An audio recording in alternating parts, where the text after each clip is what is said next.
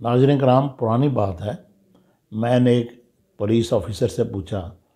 کہ تم نے بڑے بندے مارے ہیں، بڑے پولیس مقابلے کیے ہیں، کوئی ایسا ملزم جسے تم نے مارا ہو اور تمہیں خوف آیا ہو یا تم حیران ہوئے ہو یا جس نے کوئی منفرد بات کی ہو؟ تو کہنے لگا ایک آدمی مجھے یاد ہے، میں نے اس کو لاہور کے ایک قصبے میں اس کو میں نے مارا تھا۔ اس کو پولیس مقابلہ فرضی تھا، ہم نے مارا، اس کو بالکل مارا۔ تو جب میں نے اس کو کہا نا بھاگ، تو اس نے آگے سے مجھے گالی دی اور گندی گالی دے کے کہنے لگا مارنا ہی ہے تو فلانے کے بچے، اگر تو نے مارنا ہی ہے تو پھر میرے سینے پہ گولی مار،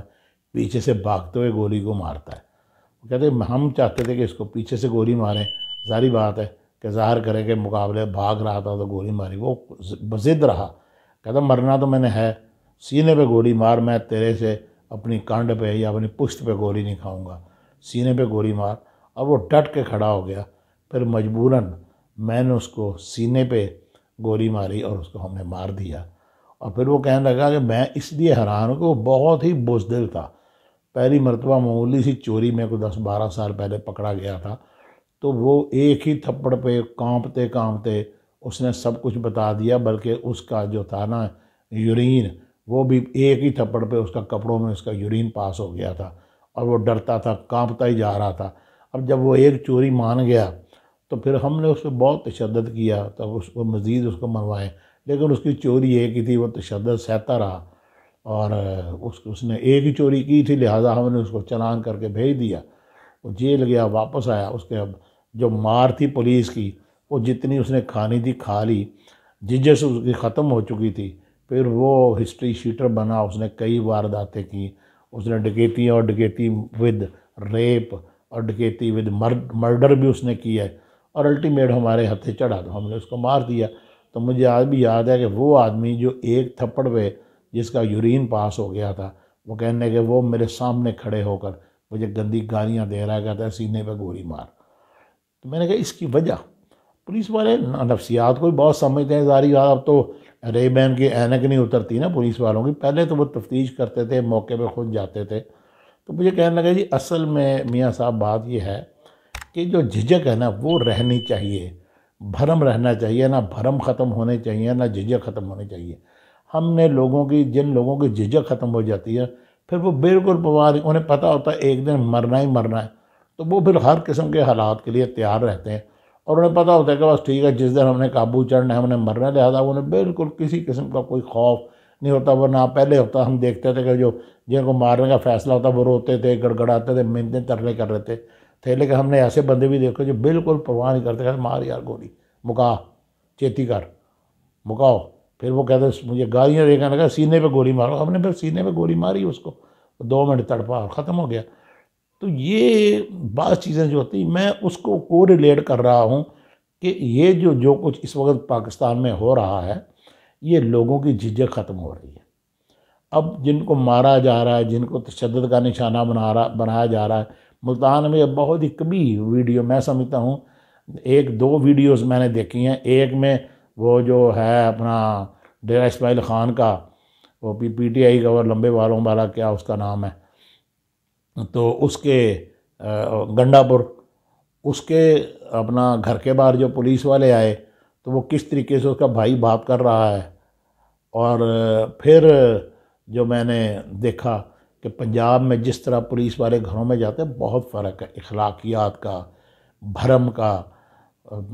ایک دوسرے کے احساس کا، اخلاقی تربیت کا۔ پنجاب پولیس اور کے پی کے پولیس میں بہت فرق ہے۔ یہاں پولیس جاتی ہے کلینک میں ایک خاتون کو اٹھا کے لے جاتی ہے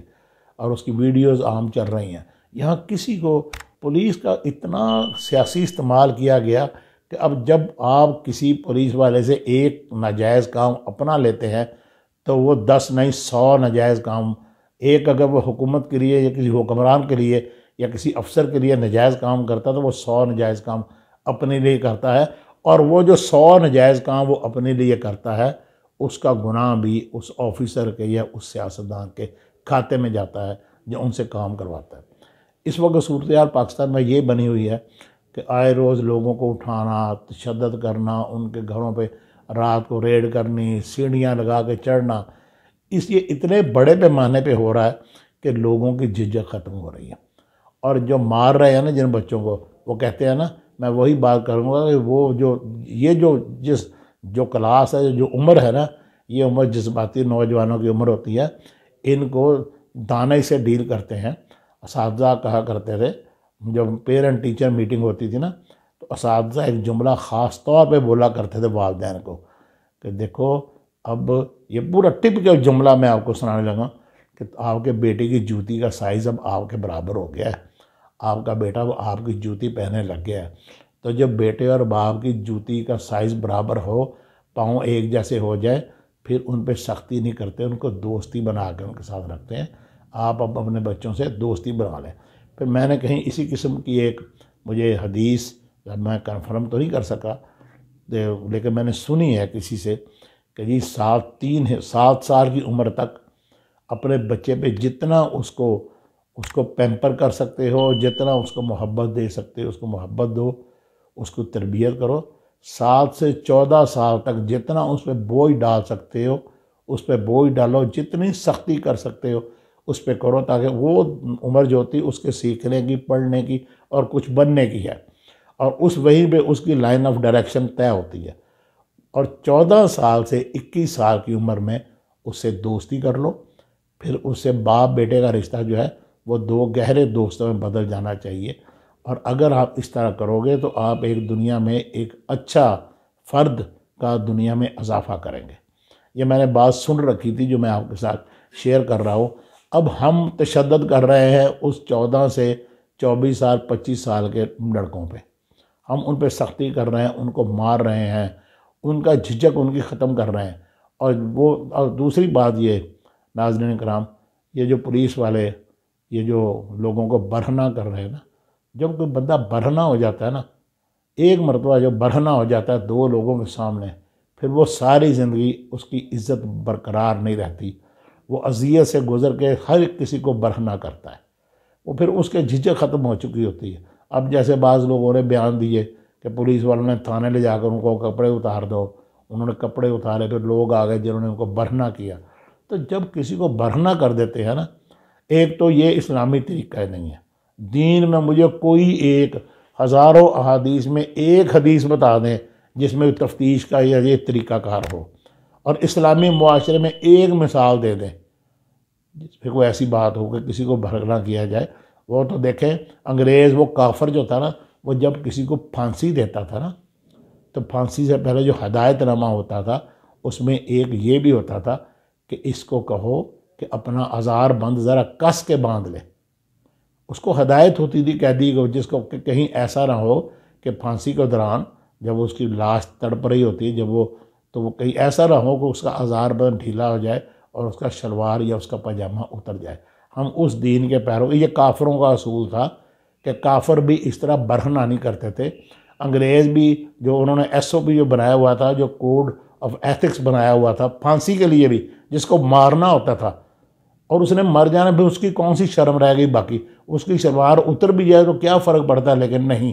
اس کا ازار بند کس کے باندھا جاتا تھا، زور سے کسا جاتا تھا کہ کہیں جب وہ تڑپے تو اس کی شلوار اتر نہ جائے۔ اور آج ہم اسلامی جمہوریہ پاکستان میں ہماری پولیس لوگوں کو ننگا کر رہی ہے۔ یہ اسلامی پولیس ہو ہی نہیں سکتی، یہ دینی طریقہ کار ہی نہیں ہے۔ تو جب ہم اس طرح لوگوں کو برہنہ کر کے ایک ایسی نسل پیدا کر رہے ہیں جن میں حیا ختم کر کے، یہ جو ہم نرسری پیدا کر رہے ہیں، جو ہم ان میں ڈال رہے ہیں، جس قسم کا ہم ان کے ساتھ سلوک کر رہے ہیں، تو ہمیں کل کو ہم نے یہی جو بیج ہم ڈال رہے ہیں، اسی قسم کی فصل اگے گی، تب پھر ہمیں تکلیف اور اذیت نہیں ہونے چاہیے۔ اور دیکھیں، دنیا میں ظلم تھوڑا سا شروع ہوا، پھر ہر کسی نے اس میں اپنا حصہ ڈالا، تو کیا ناظرین کرام، ہمارے اکابری نے، ہمارے سیاستدانوں نے، ہماری پولیس نے، ہمارے ان طاقتور لوگوں نے یہ سن نہیں رکھا کہ دنیا میں قابیل نے جب حابیل کا قتل کیا تو دنیا میں رہتی دنیا تک جتنے بھی قتل ہوں گے